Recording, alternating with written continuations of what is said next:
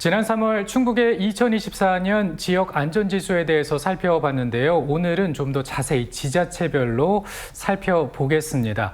11개의 시군에 따라서 6개 부문을 평가를 했는데요. 보완할 점은 무엇이고 또 잘 관리되고 있는 점은 무엇인지 알아보겠습니다. 원광대학교 소방행정학과 조성 교수 함께하겠습니다. 어서 오십시오. 안녕하세요. 네, 먼저 저희가 지난번에 지역 안전지수 얘기를 했습니다만 좀 시간이 지났거든요. 다시 한번 좀 정리를 해볼까요? 네. 지역안전지수라는 것은 행정안전부가 주관으로 해서요. 이제 전국에 있는 지방자치단체의 안전 분야의 역량을 평가를 해보는 그런 제도입니다.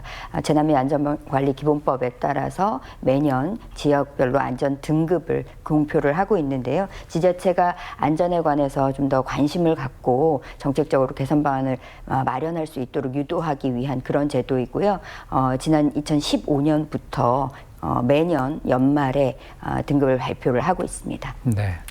앞서도 말씀하셨지만 모두 그 6개 분야를 평가한다고 들었습니다. 네, 그 지역안전지수는 전년도 통계 기반으로 해서 분야별로는 교통사고, 화재, 범죄, 그리고 생활안전과 자살, 감염병 이렇게 총 6개 분야에 대해서 1에서 5등급까지 등급을 부여를 하는데요. 네. 그 목표는 사망자 수를 줄이는 데 있습니다. 그래요. 예, 사고로 인한 사망을 최소로 감축시키는 데 목표가 있기 때문에 사고 발생 결과, 그러니까 뭐 사망자 수라든지 사고 발생 건수 이런 것들이 이제 기본이 되고요. 이렇게 이제 사고가 발생할 수 있는 환경적인 악화 요인들이 있잖아요. 그런 것들도 지표화를 하고 또 뭔가 완화시킬 수 있는 네. 그런 부분들도 지표로 포함을 시켜요. 그래서 이 종합적인 점수들을 총점을 매깁니다. 여기까지는 이제 절대값이 되는 거고요. 네. 이것에 대해서 이제 등급을 부여할 때는 1부터 5까지 등급을 부여하게 되는데 아무래도 1이 좋은 거겠죠. 그렇죠?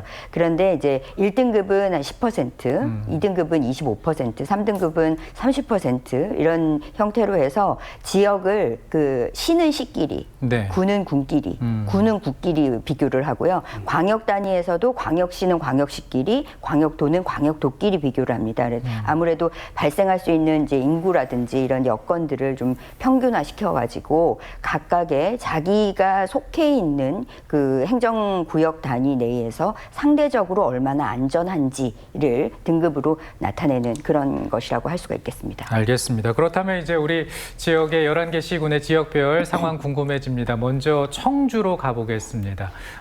교수님, 청주는 상황이 어떻습니까? 청주의 경우에는 이제 그 분야별로 조금 차이가 있는데요. 네네. 교통사고의 경우에는 3등급이고요. 화재의 경우에는 2등급 나타내고 있고 범죄가 4등급으로 조금 낮습니다. 네. 그리고 생활안전과 자살의 경우에 3등급 그리고 그 감염병의 경우에는 그래도 2등급 정도로 관리가 되고 있습니다. 네. 이 중부의 두 지역, 증평과 진천을 좀 살펴보도록 하겠는데요. 1등급을 많이 받았다고 들었습니다. 네, 증평이 이제 지속적으로 1등급인 곳들이 많이 있는데요. 네. 교통사고의 경우에 2등급 나타낸 거 있고 범죄의 경우에는 조금 낮게 나타나기는 했지만 화재나 생활안전, 감염병에서는 모두 1등급을 나타내고 있습니다. 자살의 경우에는 4등급으로 조금 낮게 나타나기는 합니다. 그리고 이 진천군의 경우에도 비교적 관리가 잘 되고 있는 지역이라고 보이는데요. 네네. 교통사고가 1등급이고요. 생활안전도 1등급, 그리고 자살이나 감염병의 경우에도 1등급을 나타내고 있고 화재의 경우에 2등급인데 범죄가 상대적으로는 5등급으로 조금 더 낮게 나타나요. 아무래도 이제 새롭게 혁신도시가 된다든지 이제 외부 인구가 유입된다든지 하는 영향 요인들이 아마 작용을 한 것으로 분석이 됩니다. 네, 1등급을 많이 받았던 증평과 진천에 대해서 살펴봤고요. 자, 이번에는요, 괴산과 음성으로 가보겠습니다. 상황이 어떻습니까? 괴산 지역의 경우에는 등급이 전반적으로 좋지 않게 나타나는데요. 그래요? 교통사고의 경우에 4등급이고 화재가 5등급, 그리고 범죄가 상대적으로는 이제 좋게 나타나고 있지만 생활안전과 자살도 각각 4등급이고요. 감염병의 경우도 3등급 정도로 관리가 되고 있습니다. 그리고 음성 지역의 경우에도 교통사고, 화재의 경우에는 2등급으로 비교적 괜찮게 관리가 되는 것 같은데 네네. 자살과 범죄에 있어서는 이제 굉장히 낮은 등급 보이고 있고요. 감염병은 1등급 보이고 있습니다. 네. 북부 지역도 상당히 궁금합니다. 우리 충주, 제천, 단양, 이 세 군데 궁금한데요. 네.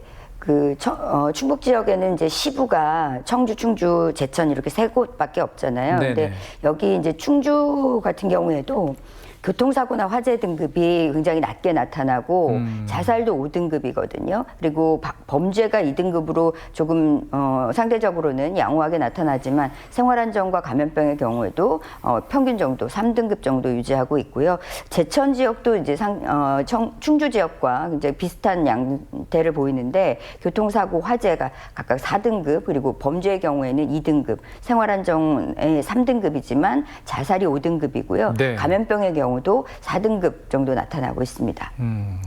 단양의 경우가 그래도 군부에서는 이제 인구 수도 굉장히 취약한 지역임에도 불구하고 조금 네. 등급은 관리가 되고 있다라고 보이는데 교통사고 화재 3등급 나타내고요. 범죄의 경우에는 2등급입니다. 생활안전과 감염병의 경우도 3등급이고 자살의 경우에는 아무래도 이제 4등급으로 조금 낮게 나타나기는 합니다. 네. 자, 오늘 우리 지역의 2024 충북의 지역 안전 지수 내 11개 시군의 상황을 좀 살펴보고 있습니다. 마지막으로 북부 지역인데요. 보은, 영동, 옥천입니다. 어떤 결과가 나왔습니까? 네, 보은의 경우에는 전반적으로 좀 관리 여건이 좀 좋지 않은 것 같은데요. 교통사고가 4등급이고요. 화재의 경우도 5등급입니다. 그리고 범죄 제외하고는 생활안전, 감염병도 4등급, 그리고 자살의 경우에도 3등급 정도 나타나고 있고요. 옥천군의 경우에는 교통사고가 3등급, 화재가 3등급이고요. 전체적으로는 이제 비슷한 분포를 보이고 있어요. 네. 아무래도 고르게 나타나는 지역들이 이제 뭔가 유사하게 안전 의식이라든가 이런 것들이 전체적으로는 관리가 된다라고 보이는 지역이고요. 네. 등급이 오히려 격차가 심할수록 조금 더 이제 관리하기가 안 좋은 지역들입니다. 영동군의 경우에는 교통사고 2등급, 화재 2등급인데 감염병의 경우가 5등급이고요. 생활안전의 경우도 4등급으로 아마 이제 구조구급 여건이 좋지 않은 것들이 영향을 미치는 결과라고 생각이 됩니다. 네. 이 전체적으로 이 충북이 이 자살 지수가 조금 높게 나온 것 같아요. 그래서 대책이 필요하지 않을까 싶은데요. 네, 자살의 경우가 충북이 이제 거의 매년 전국 단위에서도 한 1, 2, 3위를 왔다 갔다 하는 그래요. 수준이거든요. 네네. 우선은 자살자 숫자로 봤을 때 2023년에 자살 사망자 수가 이제 우리가 보통 자살률이라고 표현을 하는 것이 이 10만 명당 몇 명이냐라는 네. 거거든요. 28.6명으로 그 전년에 비해서 20%나 증가를 했습니다. 20% 네. 나요. 네. 숫자로도 늘었고 연령대별로도 뭐 10% 이상씩 증가를 했는데 60대에서 13% 정도 증가를 했고요. 10대에서도 10% 이상 증가를 했어요. 네. 그래서 전체적으로 지금까지는 고령 사망자, 고령자 자살에 관해서 관심을 많이 기울였거든요. 그래서 독거라든지 고립감, 외로움 이런 데 대한 관리 중심으로 조금 바라봤는데 최근의 변화들을 보면 핵심 경제 인구라고 하는 20대에서 64세 사이 청장년층의 자살자 수가 굉장히 큰 폭으로 늘어나고 있습니다. 그래서 이와 관련해서는 10대 자살도 굉장히 늘어나고 있고 또는 자살을 시도하는 시도율도 굉장히 높아지고 있기 때문에 네. 이에 대한 관리가 조금 관심이 필요하다라고 생각이 듭니다.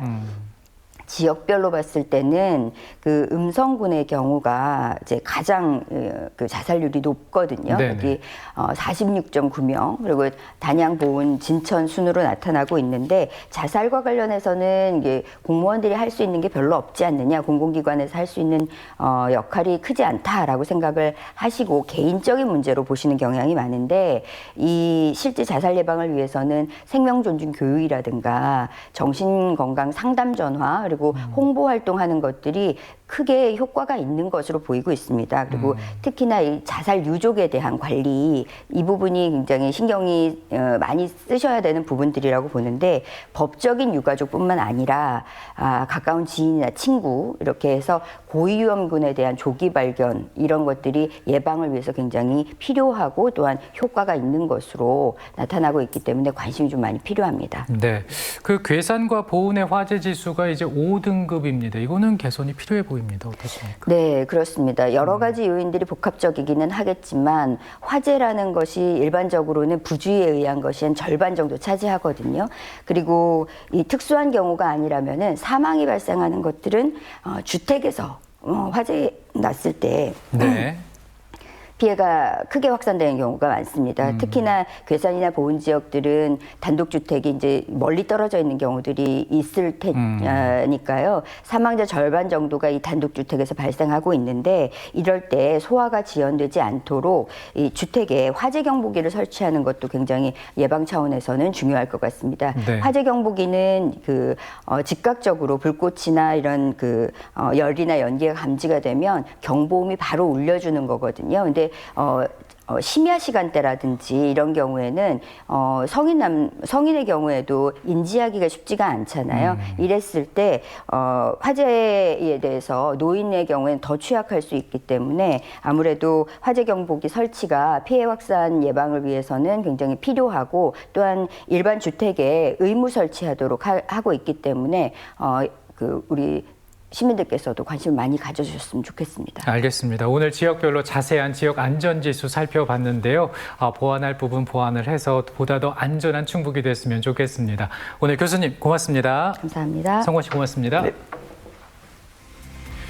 요즘 제철이라 가장 맛있는 채소가 뭐냐고 물어보신다면 아마 두릅이 아닐까 싶습니다. 두릅에는 단백질, 비타민, 섬유질 등이 풍부한데요. 초무침으로 해도 맛있고 김치로 해서 먹어도 맛있고 또 이제 그 닭가슴살과 곁들여 먹어도 맛있다고 합니다. 전으로 해도 맛있고요. 자, 오늘 밥상 위에 두릅 한번 올려보시면 어떨까 싶네요. 저는 다음 주에 생방송으로 또 인사드리겠습니다. 고맙습니다.